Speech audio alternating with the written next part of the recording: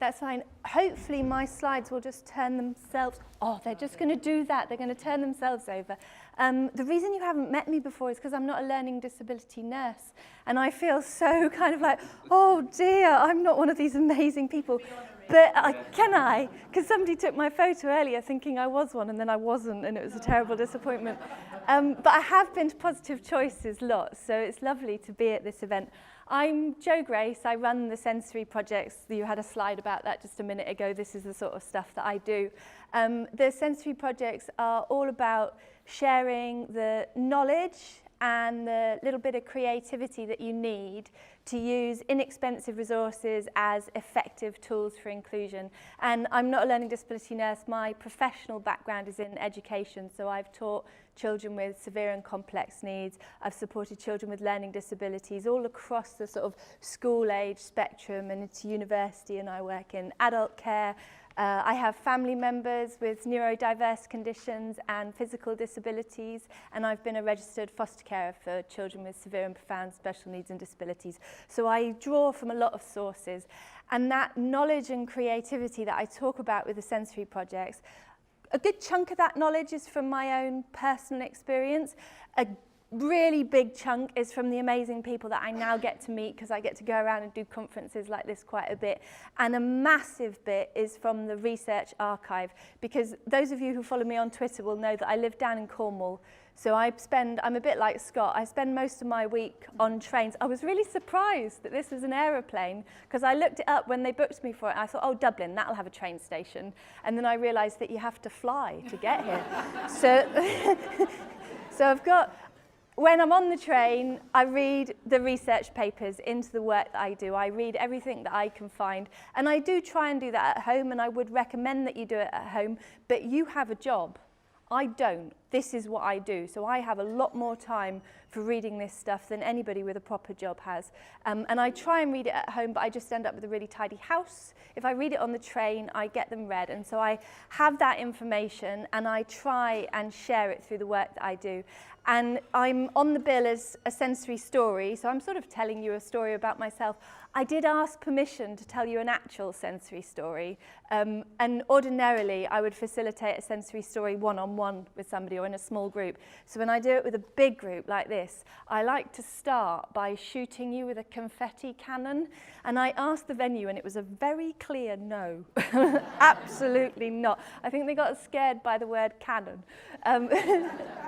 But the Sensory Story Project is just one of the sensory projects, and they've they absolutely have taken on a life of their own, and I just hang on for the ride. But all of them collectively are hoping to make a contribution to a future where people are understood in spite of their differences. And that kind of bit is what everything that I do is about. In terms of that drawing from the research archive, I've got various things to plug, none of which do I make a profit from, so it's not very effective advertising for me.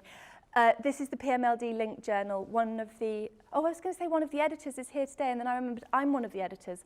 I'm now one of the editors of this journal, and I'm here, and there's a few others of us around. This is a journal dedicated to sharing information and ideas around supporting people with profound and multiple learning disabilities, and they are noticeably absent from a lot of things. They're a very minority group. There's very few people who are speaking and advocating for them, and they're a little niche market and they're gorgeous. So this is a very worthwhile, very affordable journal to subscribe to. There's a few copies out on the reception desk at the moment, so you can come and grab one, steal this one for free.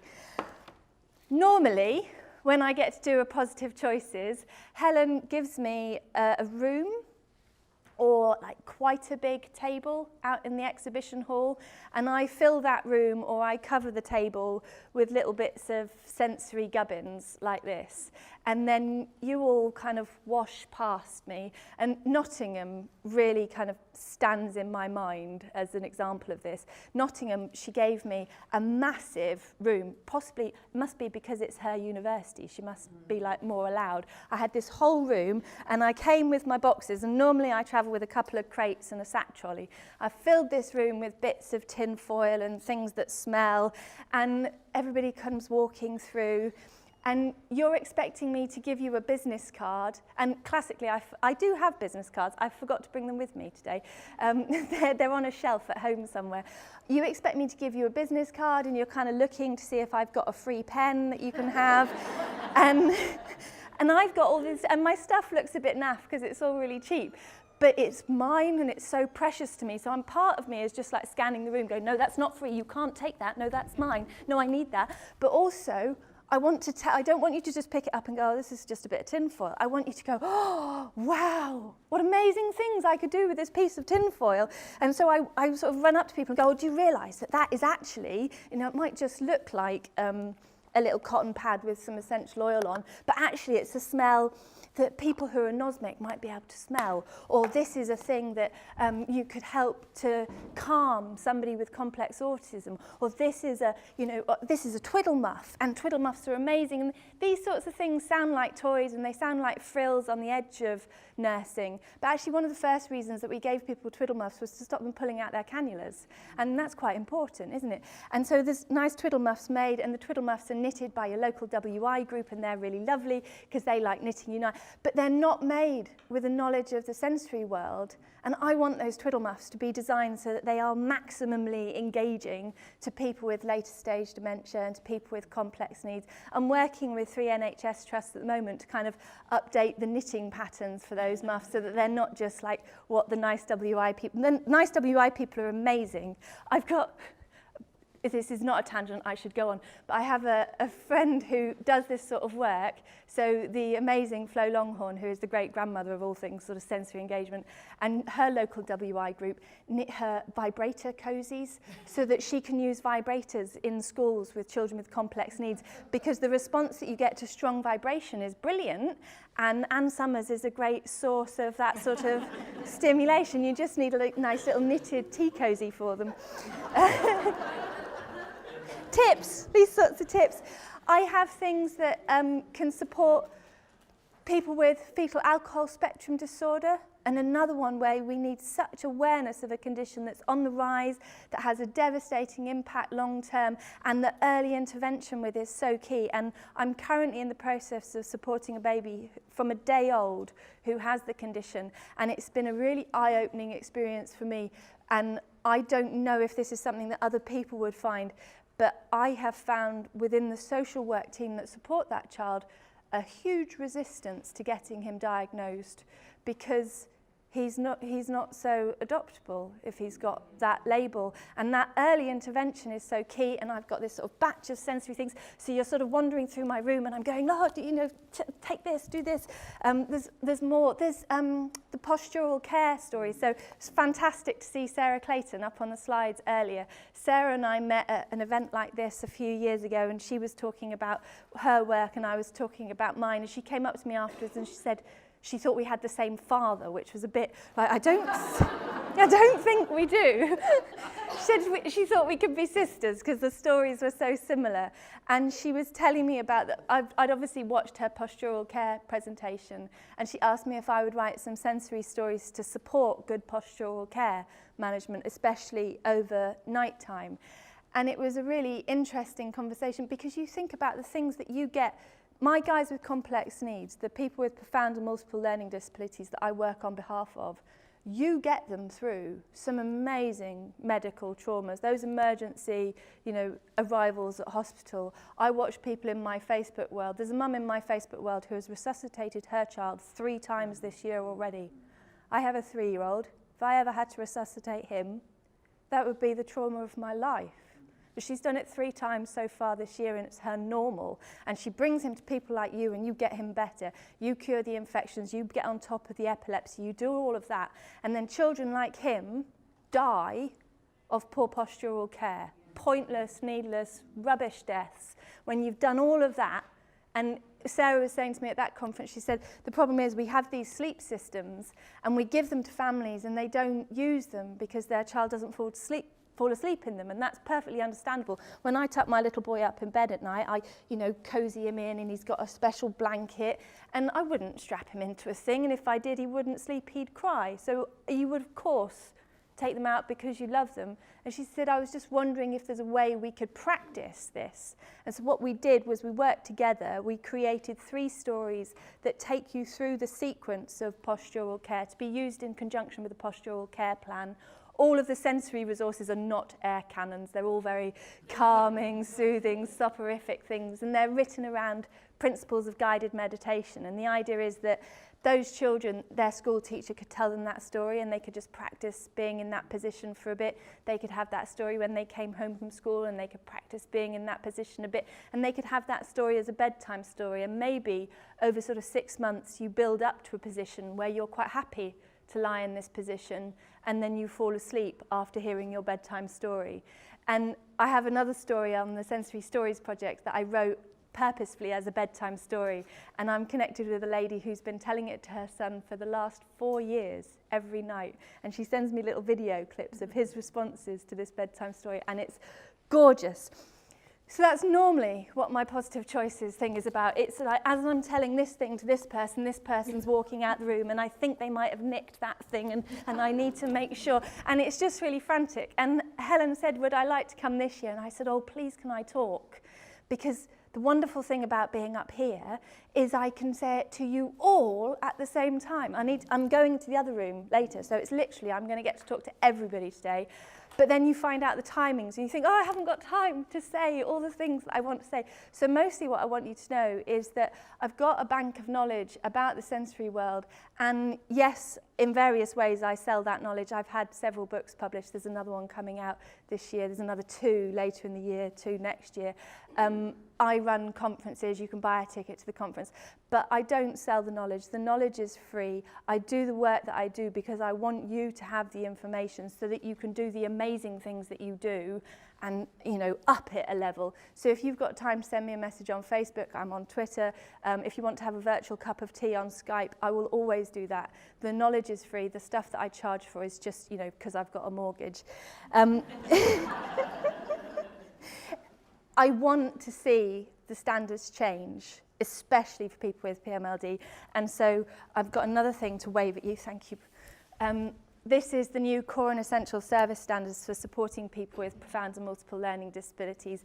In my role at the Sensory Projects, is that the alarm that tells me I'm supposed to shut up?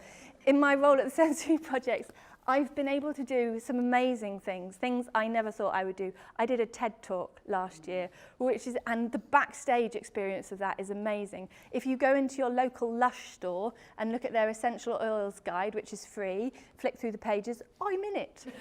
And there's all these things that are happening to me.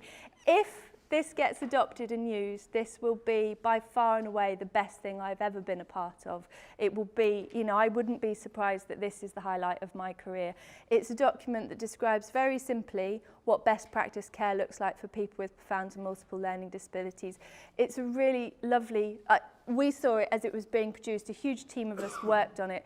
It's got 6 standards for individuals and it's got 7 standards for organisations. It's that simple. This is what care should look like. When we were creating this document, we made a decision very early on. We were saying, are we going to describe what best practice care looks like now or what it ought to look like?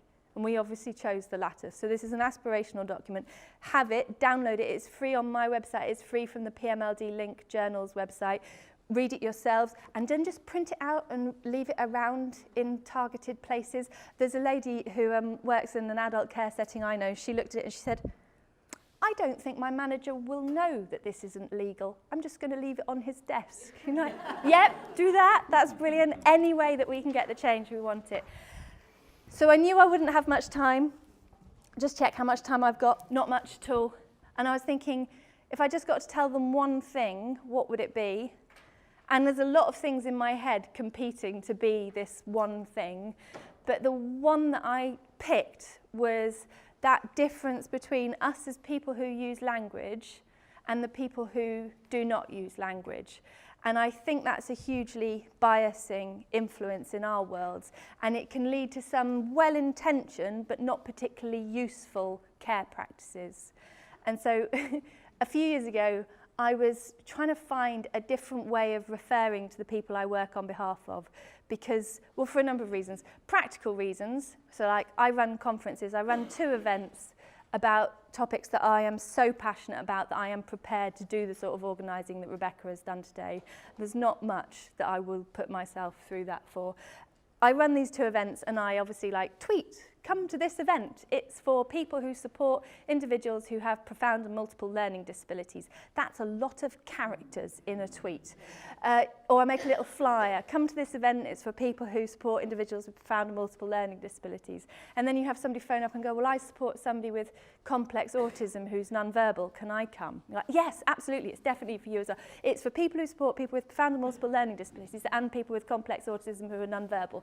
And then, I support somebody with later stage dementia who's lost their ability. Yes, it's for people who, and PMLD and autism and later tiny babies, yeah, rare conditions, swans, and it just isn't practical. So I need a shorter way of describing all these people I work on behalf of. The term PMLD is very dubiously applied anyway, so it's not a particularly useful one. And then there's also this thing that these are people who I think are absolutely extraordinary. They are, I am proud to call them my friends. I think they are creative and inspiring, and I learn so much from them every time I meet them. And yet when I talk about them publicly, I talk about them and I lead with their kind of medical terminology. And I don't do that to any of my other friends. I don't go, this is Emily, she has irritable bowel syndrome, and this is Chris, he gets migraines a lot. So why am I doing it for these guys? And so I was trying to look for a sort of a more concise way of saying who the people are that I work for, and one that would define by positive. And I was thinking, what is it that they're really good at? And what they are really good at is just being in the sensory moment. And actually that's a real skill in a world where we're all so busy. It's a kind of mindfulness. And so I began calling them sensory beings. And you're a sensory being if your primary experience of the world and meaning within it is sensory. And we all start off as sensory beings, and some of us end up as sensory beings. But the nice thing about putting that label on them is it also puts a label on us as linguistic beings, and there's a kind of equality to that. So we're people who have acquired and use language. And when you acquire language, it changes the structuring in your brain. It changes the way you access memory and lay down memories. It has an enormously biasing effect of our view of the world. We think that language is what it's all about. We think that language is meaning. And actually, we're not trying to make all these sensory beings who see the world in this way into linguistic beings, because we would get more if we had a bit of a look at the world in their way, and they get more when they get an invitation into our world. So we're not aiming to change them, we're aiming to think about how they experience the world. And so when the people that I support come into hospital, they often come in for very horrible reasons. And you have nice care practices that are aiming to translate the linguistic world into a sensory world. Things like objects of reference, sometimes used beautifully, sometimes a bit tokenistic. If you were going to a different country, somewhere where you didn't speak the language, would you want to meet somebody who spoke your language and also the native tongue? Or would you want to meet somebody who spoke the native tongue and had a phrase book? And I think at the moment what our practice is with these guys in hospitals is native tongue and phrase book. We are looking at the world how we understand it. We understand it as a sequence. We understand it as the verbal instructions, and we're maybe putting sensory stuff with that. If you're somebody with complex needs coming into hospital, it's not a sequence, it's a presence. It's happening now. You don't remember the last time, you can't anticipate the next time. It's happening now. It's about what it smells like now, what it looks like now, what it tastes like now, what touch experiences you're having now. And just thinking in a sensory way, you can make tiny changes. The difference between, in this room, if I was, wheeling somebody in, I could position them to look at all of you guys. It's a very busy environment. Or I could actually position them against the wall with this plain environment, and maybe here is a more accessible visual space for when I show them that, whatever this thing is I'm about to do is going to happen. And how we communicate in a sensory way what we're going to do, because a lot of what we do when we communicate with them is verbal.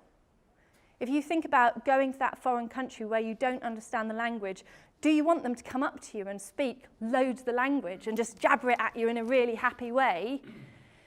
They seem very friendly when they do that, but actually you feel very foreign when they do that. What you want is just a few words that you understand or almost understand, and for the rest to be not talking, to be other forms of communication. And so things like, if you're going to give somebody an injection, you might be saying, hey, you know, hi Bob, we're going to give you don't worry, we're going to give you an injection now. It's just going to be a little scratch. Don't worry, ready? And all these words. If I'm thinking in a sensory way, an injection is a touch experience, and I won't go off on geeky tangents about quite how many sensory systems we've got, because it ticks a few others of them as well. But it's going to be a touch experience here, isn't it? So what I might do, in order to tell you in a sensory way that you're going to have an injection, is press on your arm. And I'm going to do a deep pressure touch, because that's calming. A light touch is tickly and irritating. So I do a deep pressure touch, and I'm going to repeat that touch so that you get the sense that something is going to happen, because when you've got a rhythm and a beat, you know that something's going to happen next. So I'm going to repeat that touch, and I'm going to change it from a deep pressure touch to a pointed touch with my fingers. And maybe if I've got fingernails, to a slightly more scratchy touch. And then on that rhythm, I'm going to put the needle in. And you might think that what you want to do is distract somebody that they're going to have an injection, but actually pain is part the actual physical experience, and it's part fear. And if you can take the fear out of pain by understanding and knowing what's going to happen, then you take a lot of the unpleasantness of it away. And there's millions of little things like that that you can do when you think about things in a sensory way. I'm very nearly out of time. I'll just check my list and see what other things I could possibly tell you. I'd love to tell you them all. I was going to tell you a sensory story. I've got the little daft bits of resources on the table are a sensory story that I'm currently working on. So if you want to come and have a sensory story, I can spray you with things and wave smells under your face and shine lights in your eyes. But do come and find me online. I am ever present, and I'm often on very long train journeys, normally about sort of 6 to 8 hours. So when you send me that email saying, I'm working with this person and I was just wondering, you know, sorry to bother you, you don't need to put in the sorry to bother you, because what you've just done is give me an excuse to put down the terribly complicated neuroscience paper and to write to somebody more interesting instead. So I'm always very happy to be contacted. Thank you for listening to me.